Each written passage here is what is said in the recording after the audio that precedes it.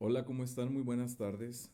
Sean bienvenidos a la Escuela Bíblica Esperanza de Vida de Neuma Multimedia. Mi nombre es Sergio Alberto Hernández de la Rosa y estoy contento de, de poder estar aquí con ustedes en este inicio de tarde. Hoy vamos a estudiar nuestra penúltima clase de doctrinas fundamentales. Han sido unas clases no muy extensas, han sido clases breves de aproximadamente 30 minutos a 40 minutos, pero que en este tiempo hemos estado profundizando mucho en Dios y eso es maravilloso. Todavía no comienza este la cuaresma, comienza hasta el 22 de febrero. Y algo que nos propusimos es que vamos a estar leyendo en cada uno de estos días. Son 50 lecturas devocionales de C.S. Lewis en su libro llamado Preparación para Pascua, y leerlo y meditar un poco y después entrar a nuestras clases. Aunque todavía no comencemos, aunque no aunque no comience todavía la cuaresma, quiero hacer una pequeña lectura en cuanto a esto. O sea, son 50. Hoy aquí estamos a miércoles 8 de febrero. Entonces sí estaría muy bien porque 2 días no vamos a tener porque se presenta el fin de semana. Entonces quedaría perfecto comenzarlo el día de hoy. Bueno, aproximadamente van a ser 50 días en los cuales estaremos estudiando todo lo que nos dice este precioso y maravilloso libro de devocionales. Vamos a comenzar con este primer devocional que se llama Más cerca de Dios, que es del día miércoles. Nos dice así C.S. Lewis: todo cristiano tiene que admitir que la salud espiritual de un hombre es exactamente proporcional a su amor por Dios. Pero el amor del hombre a Dios, por su misma naturaleza, tiene que ser siempre o casi siempre amor-necesidad. Esto es obvio cuando pedimos perdón por nuestros pecados o ayuda en nuestras tribulaciones, pero se hace más evidente a medida que advertimos por qué esta advertencia debe ser creciente, que todo nuestro ser es por su propia naturaleza una inmensa necesidad, algo incompleto, en preparación, vacío y a la vez desordenado, que clama por aquel que puede desatar las cosas que están todavía atadas y atar las que siguen estando sueltas. No digo que el hombre no pueda ofrecer a Dios otra cosa que el simple amor-necesidad. Las almas apasionadas pueden decirnos cómo se llega más allá, pero también serían ellas las primeras en decirnos, me parece a mí, que esas cumbres del amor dejarían de ser verdaderas gracias, se convertirían en ilusiones neoplatónicas o hasta en diabólicas ilusiones, en cuanto el hombre se atreviera a creer que podría vivir por sí mismo en esas alturas del amor, prescindiendo del elemento necesidad. Lo más alto, dice la imitación de Cristo, no se sostiene sin lo más bajo. Sería muy insensato y muy necio el hombre que se acercara a su creador y le dijera, ufano, no soy un mendigo, te amo desinteresadamente. Los que más se acercan en su amor a Dios, al amor dádiva, están inmensamente después o inmediatamente después e incluso al mismo tiempo golpeándose el pecho como el publicano y mostrando su propia indigencia al único y verdadero dador. Por eso Dios los acoge. Se dirige a nuestro amor necesidad y nos dice, venid a mí todos los que estén trabajados y cargados. O bien, en el Antiguo Testamento, abrid del todo vuestra boca y yo os llenaré. Un amor necesidad así, el mayor de todos, o coincide con la más elevada y más saludable y más realista condición espiritual del hombre, o al menos es un ingrediente principal de ella. De eso se sigue una curiosa conclusión, en cierto sentido. El hombre se acerca más a Dios en tanto que es menos semejante a Él, porque es que hay algo más distinto que plenitud y necesidad, que soberanía y humildad, que rectitud y penitencia, que poder sin límites y un grito de socorro. Esta paradoja me desconcertó cuando me topé con ella por primera vez y hasta echó por tierra todas mis anteriores tentativas de escribir sobre el amor.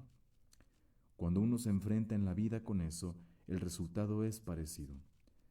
Debemos distinguir dos cosas, y quizá las dos se puedan llamar cercanía a Dios. Una es la semejanza con Dios, porque Dios ha impreso una especie de semejanza consigo mismo, me parece a mí, a todo lo que Él ha hecho.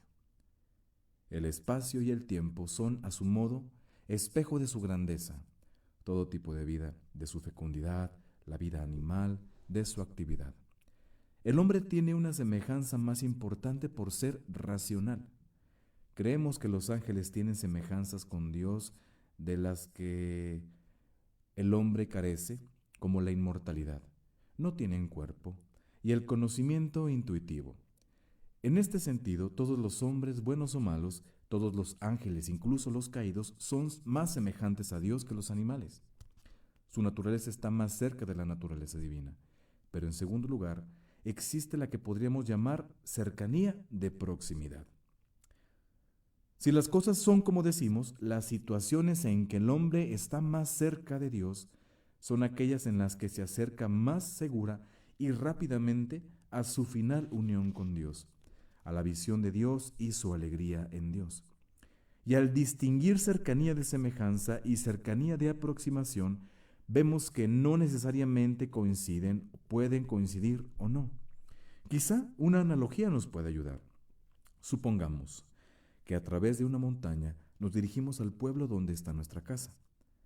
Al mediodía llegamos a una escarpada cima, desde donde vemos que en línea recta nos encontramos muy cerca del pueblo. Está justo debajo de nosotros, hasta podríamos arrojarle una piedra, pero como no somos buenos escaladores, no podemos llegar abajo directamente, sino que tenemos que dar un largo rodeo de quizá unos 8 kilómetros. Durante ese rodeo y en diversos puntos de él, al detenernos veremos que nos encontramos mucho más lejos del pueblo que cuando estuvimos sentados arriba en la cima.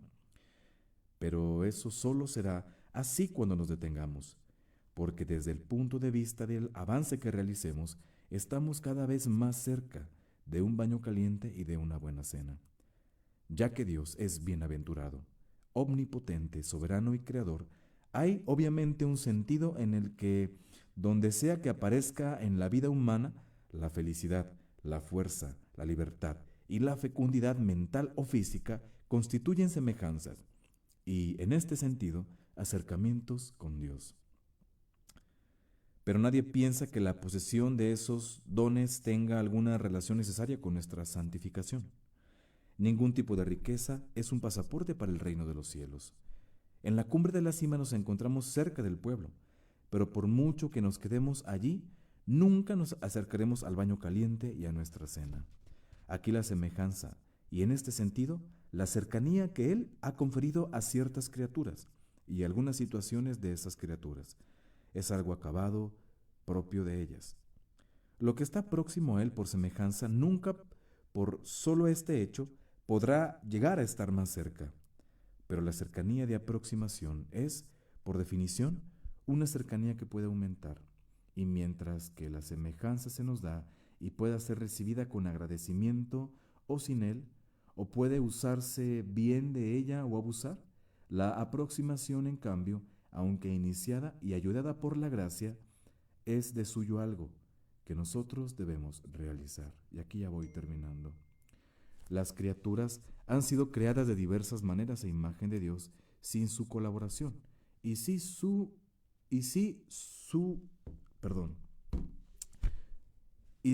consentimiento. Pero no es así como las criaturas llegan a ser hijos de Dios.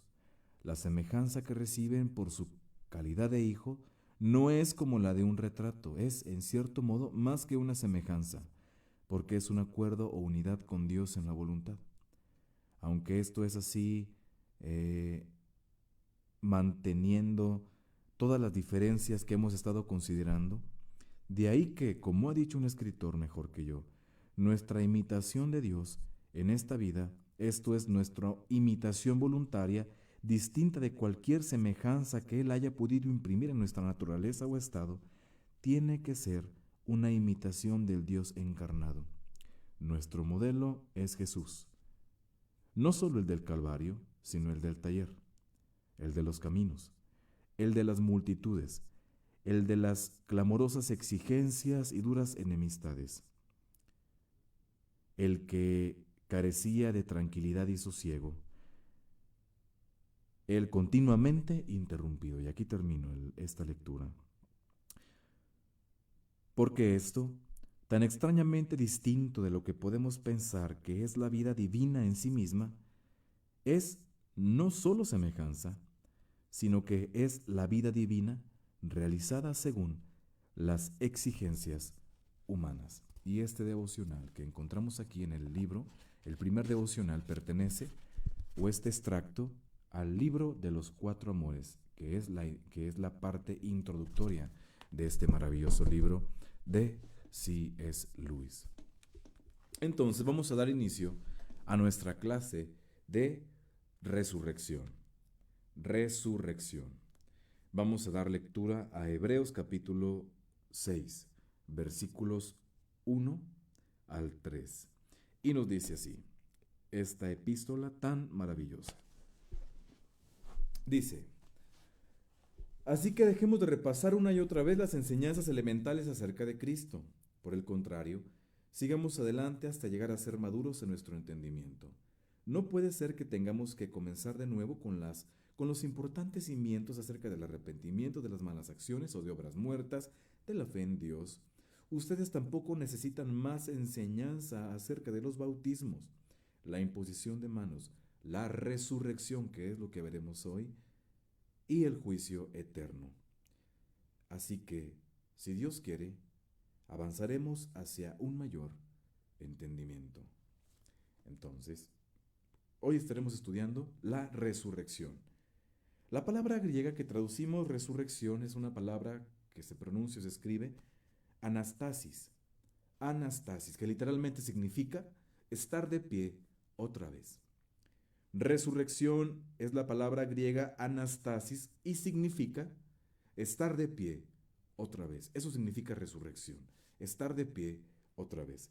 Entonces, tenemos que pensar, o tendemos, mejor dicho, tendemos a pensar que nuestra resurrección futura será simplemente la continuidad de la existencia personal o de nuestra alma continuando en un estado consciente en la presencia de Dios en el cielo, mientras el cuerpo se desintegra en la tumba. Sin embargo,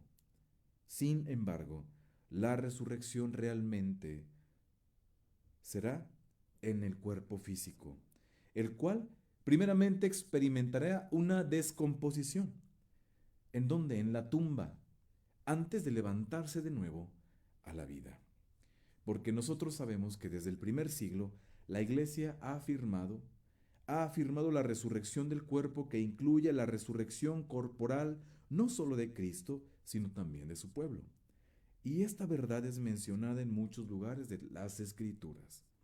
Romanos capítulo 8, versículos del 9 al 11, que nos dice el apóstol Pablo: sin embargo, ustedes no viven según la carne, sino según el Espíritu, si es que el Espíritu de Dios mora en ustedes. Si alguno no tiene el Espíritu de Cristo, no es de él. Pero si Cristo está en ustedes, aunque el cuerpo esté muerto a causa del pecado, porque el cuerpo muere obviamente a causa del pecado. El cuerpo no muere porque Dios así lo haya querido, sino porque entró el pecado.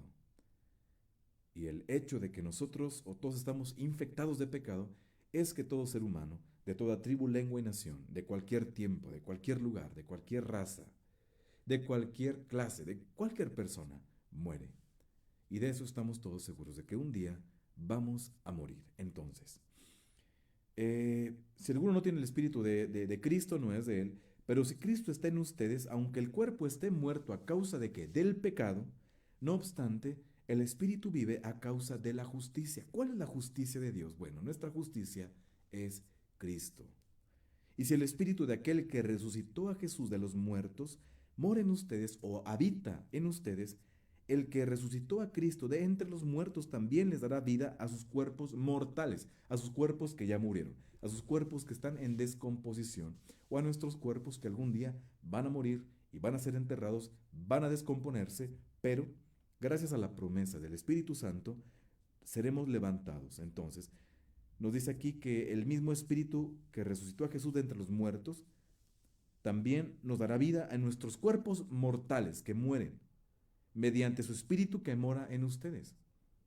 Entonces, algunos dicen que este pasaje se refiere solamente a la renovación o a la regeneración de nuestro ser interior espiritual, de ser levantado de la muerte espiritual a una vida espiritual, como a un fantasma glorificado. Pero eso es un grave error. ¿Por qué?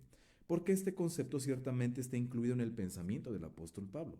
Pero él añade que el mismo espíritu que levantó el cuerpo mortal de Jesús de entre los muertos también levantará nuestro cuerpo mortal de entre los muertos.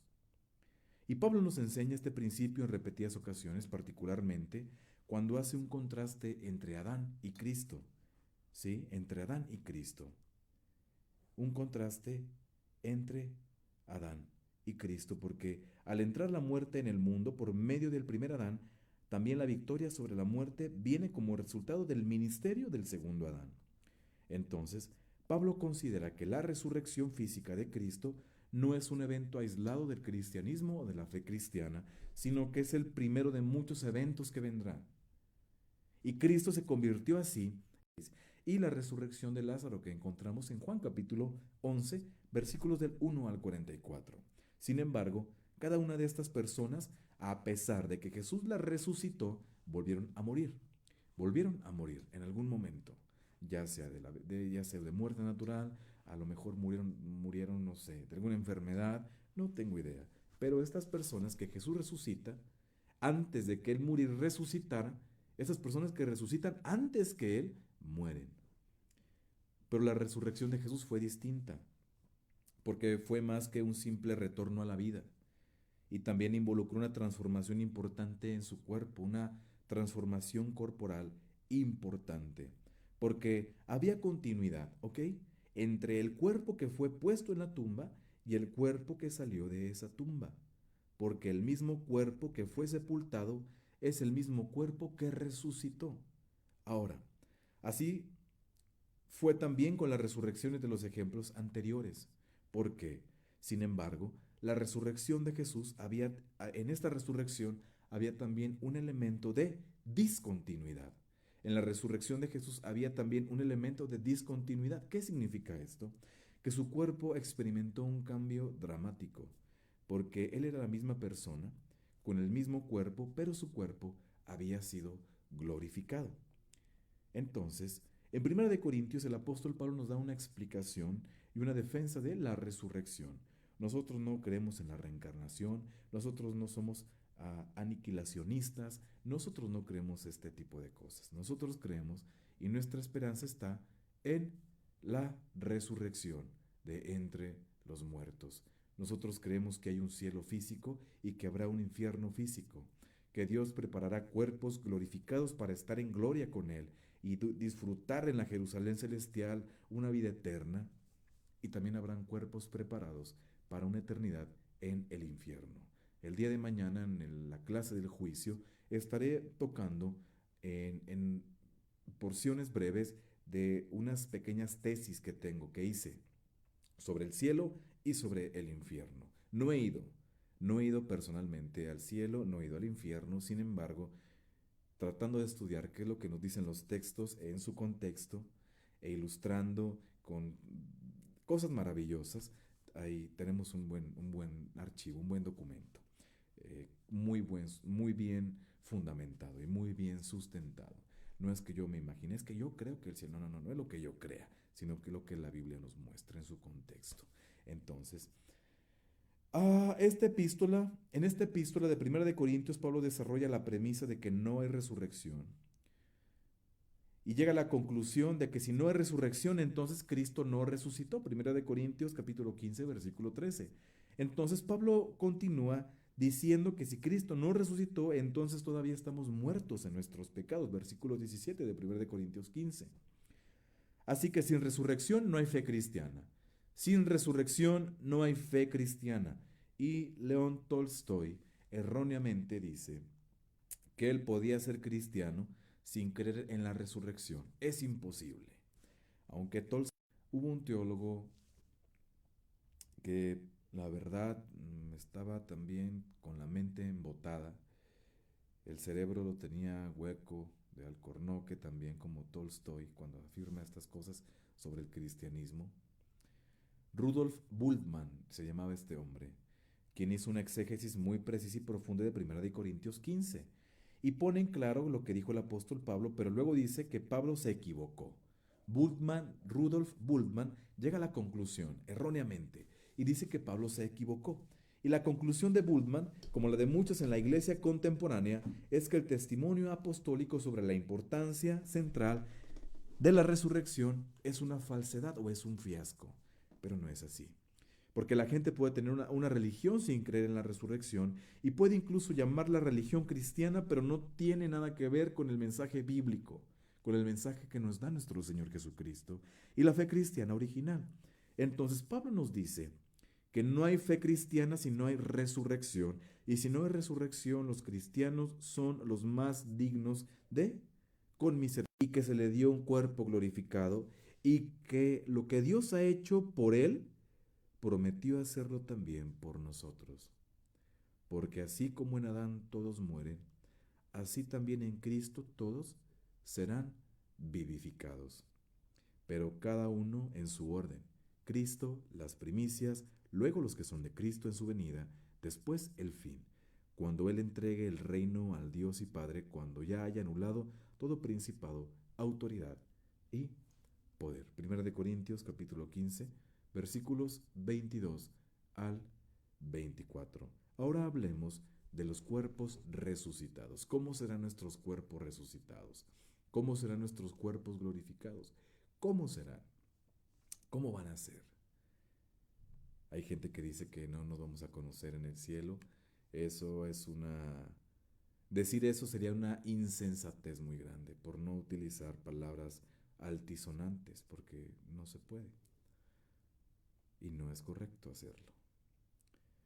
Hay gente que cree que sus cuerpos glorificados van a ser así, no sé, e inventan y empiezan también a hacer cosas que nada que ver, porque lo vieron en una película, porque le dijo la comadre, porque le dijo una persona, y comenzamos a hacer un montón de cosas y a pensar que la Biblia dice cosas que en realidad nunca lo dicen. Pero bueno, continuando con nuestra clase de el cuerpo resucitado. El cuerpo resucitado. Vamos a entrar a esta sección. Pablo se refiere a la naturaleza de nuestro cuerpo resucitado y dice, pero diría alguno, ¿cómo resucitan los muertos? ¿Con qué clase de cuerpo vienen? 1 Corintios capítulo 15, versículo 35. En otras palabras, ¿cómo será nuestro cuerpo resucitado? Vamos a vernos como estábamos antes de morir. Y así es como responde Pablo y nos llama necio. Lo que tú siembras no llega a tener vida a menos que muera. Y lo que siembras no es el cuerpo que ha de salir, sino el mero grano, ya sea el trigo o grano de otra cosa. Pero Dios le da un cuerpo como quiere a cada semilla y a cada semilla su propio cuerpo. 1 Corintios capítulo 15 versículos 36 al 38. Entonces, ¿Pablo qué va a hacer? Para ilustrar esta escritura o esto que dice, recurre a la naturaleza para hacer una analogía usando un argumento de Platón. ¿Cómo lo va a hacer? Bueno, pero en la muerte el cuerpo es transformado. Habrá continuidad, así como hay continuidad entre la semilla y un fruto, ¿sí? pero también habrá una discontinuidad significativa entre la semilla de nuestro cuerpo terrenal y el fruto de nuestro cuerpo glorificado. ¿Ok? Lo voy a repetir. En la muerte, el cuerpo es transformado, el cuerpo humano es transformado. Habrá continuidad, así como hay una continuidad entre la semilla y un fruto, hablando en términos de agronomía. Y así como, pero también habrá una discontinuidad significativa entre la semilla de nuestro cuerpo terrenal y el fruto de nuestro cuerpo glorificado. Porque nuestro cuerpo resucitado o nuestro cuerpo glorificado será humano y será reconocible, ¿sí? Sin los efectos de las enfermedades, sin enfermedades. Algunos dicen que no habrá sangre en nuestros cuerpos glorificados porque no será necesario que haya sangre. Serán cuerpos que no estén propensos a algún cambio. Serán cuerpos indestructibles, físicos, no fantasmas. No seremos fantasmas. No seremos ángeles.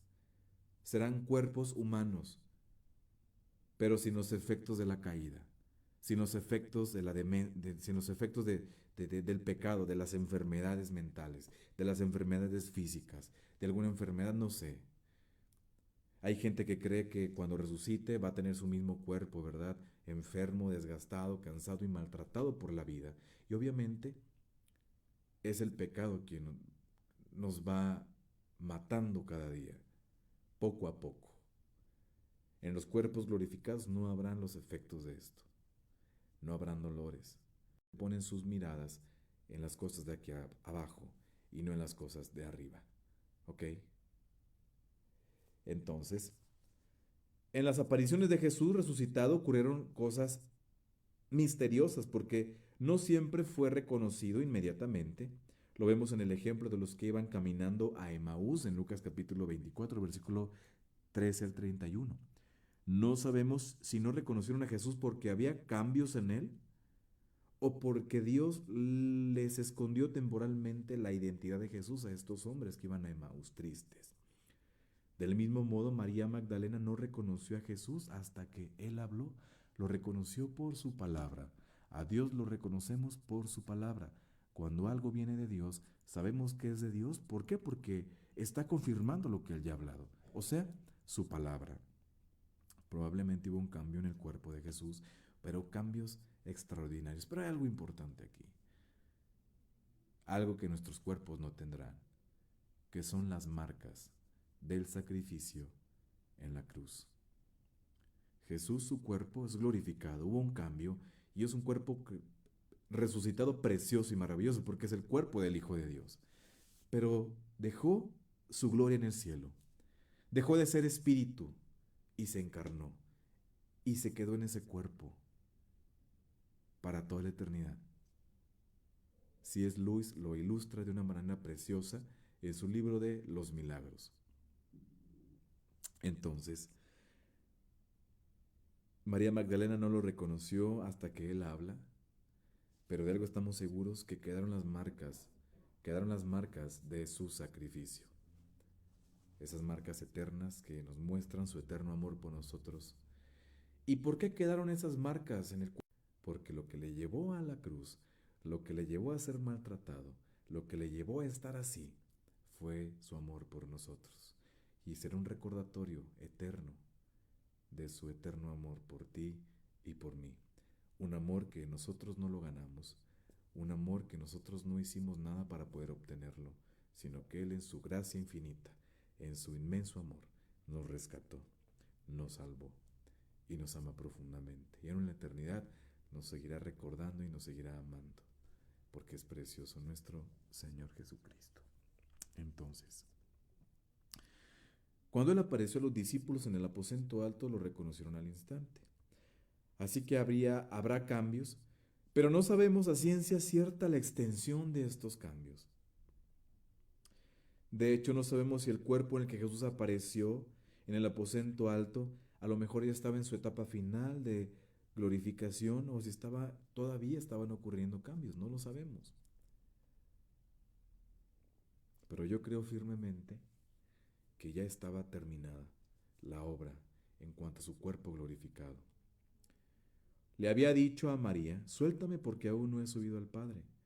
Y algunos ven esto como una indicación de que Jesús estaba todavía en proceso de ser reconstituido en su cuerpo glorificado. Pero todo eso es mera especulación. Es mera especulación. No puede ser una afirmación de la doctrina o especificar o hacer doctrina cómo era el cuerpo glorificado de Jesús. No, no, no, es mera especulación. Pero no nos hace daño pensar. No nos hace daño pensar qué es lo que podría ocurrir. Obviamente no alejarnos de lo que nos dice la Biblia. Pero no nos hace daño pensar y usar el cerebro un poquito más de lo que lo usamos diariamente. Sí, no es pecado usar el cerebro. No es pecado pensar, ¿ok? No es pecado imaginar. No es pecado. Y menos pensar en cosas bíblicas. Menos. Lo que sí es pecado es dejar que alguien que dice que ama a Dios y no lo ama, piense por nosotros. Eso sí está mal. Eso sí está muy mal.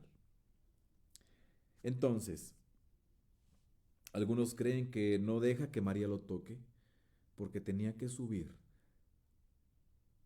no a un altar hecho por manos humanas, sino se presentaría como la ofrenda limpia, impura y sin mancha en el cielo mismo y presentarse como sumo sacerdote y como sacrificio ante el Padre. Algunos creen que por eso mismo no permite que sea tocado porque no permitiría que fuera contaminado, pero solamente es mera especulación. Pero no nos hace daño pensar ni usar el cerebro un poco más de lo que lo usamos normalmente.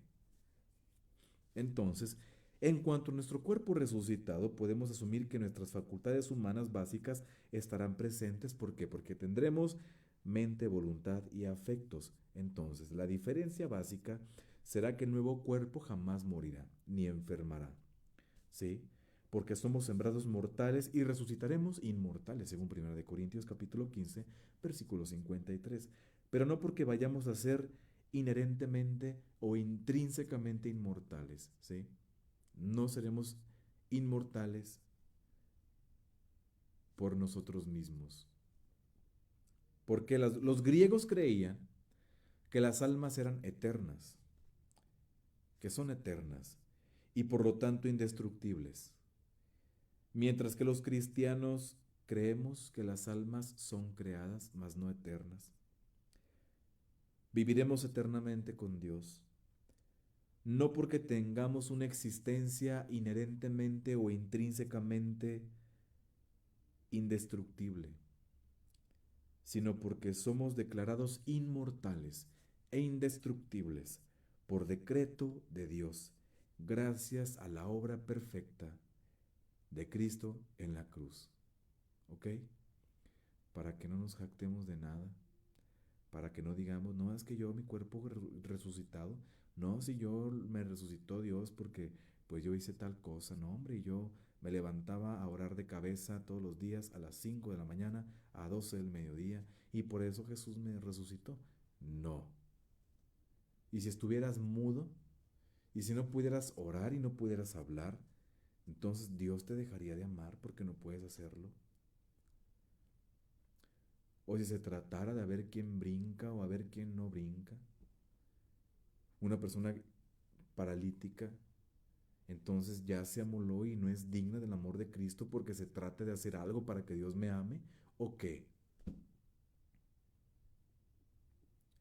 Dios hace lo que le plazca y salva a las personas como se le plazca hacer. Sí. Y si a una persona le gusta danzar, está bien. Y si a una persona no le gusta hacerlo, está bien. Si a una persona le gusta cantar y gritar en la iglesia, está bien. Y si una persona es más reservada y más tranquila, está bien. Eso no nos define. Que si una persona habla en lenguas, está bien que hable en lenguas. Pero no tiene por qué sentirse superior o más espiritual que una persona que no hable en lenguas. O que una persona tiene un conocimiento bíblico profundo. No tiene por qué jactarse ni sentirse superior a alguien que no sabe leer ni sabe escribir. pero que tiene un corazón para Dios y que Dios le enseñará y lo capacitará. Porque no se trata de lo que nosotros podamos hacer, sino lo que Él ha hecho ya por nosotros. Nos salva de diferentes contextos, de diferentes ambientes, venimos de diferentes situaciones familiares, problemas familiares distintos. No podemos caer en sectarismos, no podemos caer en cosas de ese tipo, porque no se trata de eso.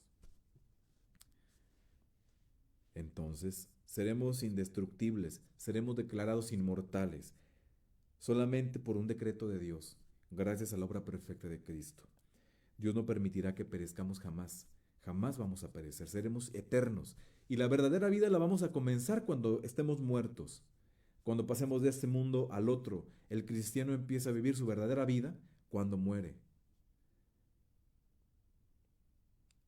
Y no toda carne es la misma carne, sino que una es la carne de los hombres y la otra es la carne de los animales, otra de las aves y otra de los peces. También hay cuerpos celestiales, sigue diciendo el apóstol Pablo, y cuerpos terrenales. Pero de una clase es la gloria de los celestiales y de otra la de los terrenales. Una es la gloria del sol, una es la gloria de la luna y otra la gloria de las estrellas, porque una estrella es diferente a otra en gloria. Primera de Corintios capítulo 15, versículo 39 al 41. Y Pablo está diciendo que miremos a nuestro alrededor, ¿sí? Que prestemos atención, que observemos a nuestro alrededor. Y observemos la vida en toda su variedad de formas, para que podamos darnos cuenta que hay mucho más por venir. Y es lo que hace C.S. Lewis en el libro de los milagros. Así también es la resurrección de los muertos. Se siembra en corrupción, se resucita en incorrupción. Se siembra en deshonra, se resucita con gloria. Se siembra en debilidad, se resucita con poder. Se siembra cuerpo mortal y se resucita un cuerpo espiritual. Hay cuerpo natural y también hay un cuerpo espiritual. Así también está escrito, el primer hombre Adán llegó a ser un alma viviente y el postrer Adán, el segundo Adán, Jesucristo, un espíritu vivificante. Pero lo espiritual no es primero sino lo natural, luego lo espiritual, porque el hombre es de la tierra, terrenal, y el segundo hombre, celestial. Como es el terrenal, así son también los terrenales, o sea, Adán. Y como es el celestial, Jesucristo, así son también los celestiales. Luego Pablo establece un punto clave aquí, y así como hemos llevado la imagen del terrenal, que es la imagen de Adán, llevaremos también la imagen del celestial. Y esa es la esperanza de la resurrección final. Seremos como Cristo porque Él nos otorgará la misma gloria de la resurrección que recibió, por amor, por gracia, porque nos ama profundamente. Nosotros no le amamos porque nosotros le amamos a Él porque Él nos amó primero. Si nosotros le amamos, es porque Él nos amó primero, no por otra cosa, no por nuestros méritos, no porque nosotros hayamos hecho algo. No, créanme que no.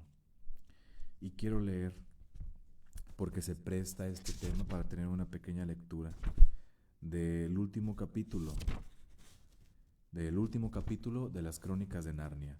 De todos los libros de las Crónicas de Narnia, el séptimo libro, se llama La Última Batalla. Y en el libro de la Última Batalla de las Crónicas de Narnia, el último capítulo de este último libro, que es el séptimo, el último capítulo de todo Narnia se llama Adiós a las tierras irreales. Adiós a las tierras irreales. Y así termina este precioso libro. Y conforme hablaba, dejó de parecerles un león. Pero las cosas que comenzaron a suceder a continuación eran tan bellas y grandiosas que no puedo ponerlas por escrito. Para nosotros, dice C.S. Lewis, este es el final de todas las historias de Narnia. Y podemos decir casi con tal seguridad o con total seguridad que todos vivieron felices para siempre. Pero para ellos solo era el comienzo de la verdadera historia. ¿Por qué? Porque mueren estos chicos en un accidente de trenes. Mueren. Pero esa muerte, o el morir, solamente fue para ellos el comienzo de la verdadera historia, porque le estaban diciendo adiós a las tierras irreales, a este mundo. Toda su vida en este mundo y todas sus aventuras en Narnia. Un día estaremos en Narnia, ¿verdad? Y veremos a Aslan cara a cara. Una persona me dijo, no existe Aslan. Y le dije, no me digas nada, por favor, porque no quiero decirte muchas cosas. Toda su vida en este mundo y todas sus aventuras en Narnia no habían sido más que la portada y la página del título. Ahora, por fin, empezaba el capítulo 1 de la gran historia de la eternidad, del cielo, del ver a Cristo cara a cara, porque nos dice antes de esto, nos va a decir que entre cuanto más les hablaba a Aslan, más dejaba de parecerse a un león e iba tomando la forma de Cristo. Es precioso. Y nos dice, por fin empezaba el capítulo 1 de la gran historia, la que nadie en nuestro mundo ha leído, la que dura eternamente, en la que cada capítulo es mejor que el anterior. Y así terminan las crónicas de Narnia. Y estoy muy contento también porque así terminó la clase sobre la resurrección, que gracias a Dios la pudimos ver o estudiar en media hora. Y estoy muy contento, estoy muy feliz. El día de mañana tendremos nuestra última clase sobre este primer módulo o esta primera materia que se llama Doctrinas Fundamentales, ¿sí? Después comenzaremos, la próxima semana o el día viernes, comenzaremos una introducción para poder estudiar otra materia en cuanto al conocimiento de Dios. No sé cómo ponerle a la materia, no sé cómo llamar esta clase, perdón, si ponerle conociendo al Dios no conocido o llamarle el Dios al que adoramos o no sé, o conociendo a Dios. No sé cómo ponerle, pero el material ya lo tengo listo. El día de mañana terminamos esta primera materia que son doctrinas fundamentales y el día viernes comenzaremos nuestra segunda materia sobre la doctrina de Dios. Sobre la doctrina de Dios o los atributos de Dios para poder conocerle más. Estaremos también estudiando los nombres de Dios. ¿Qué significa cada nombre? Los nombres hebreos y los nombres griegos. Su significado y su importancia de conocerlos. Entonces, quedamos despedidos de esta clase de resurrección. Que Dios les bendiga y que tengan una excelente tarde.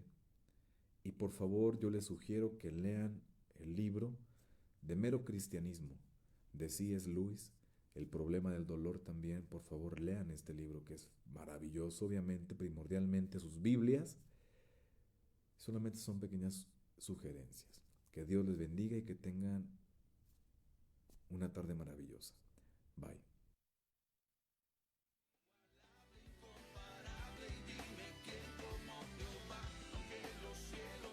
Proclamando el Evangelio de Jesucristo.